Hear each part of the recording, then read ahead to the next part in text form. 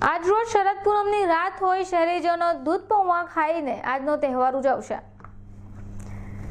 આસો સુદ 14 તેમજ પૂનમનો બેવડો સંયોગ એટલે શરદ પૂનમ। આજરોજ શહેરીજનો દૂધ પૌવા આરોગી આજના પર્વની ઉજવણી કરશે। આજની રાત્રે ખેલૈયાઓ પણ ગરબા રમી પોતાનો આનંદ બેવડો કરશે। શરદ પૂનમ વિશેની માન્યતા છે કે આજના દિવસે દૂધ પૌવા ચાંદાની ચાંદનીમાં રાખી બાદમાં આરોગવામાં આવે તો ચામડીના અસહ્ય રોગો દૂર થાય છે। વળી આજના શરદ પૂનમનો બીજો દિવસ એટલે કે ચંદની પડવો। આ દિવસને લઈને મીઠાઈઓની દુકાનોમાં પણ ઘારી માટે રસિકોની રીતસર પડાપડી થઈ રહી છે। દરેક પર્વ પોતાની રીતે ઉજવવામાં માનતા સુરતીઓ ઘારી અને ભૂસું ખરીદી કરી ચંદની પડવામાં પોતાની અલગ ઢબથી ઉજવણી કરશે।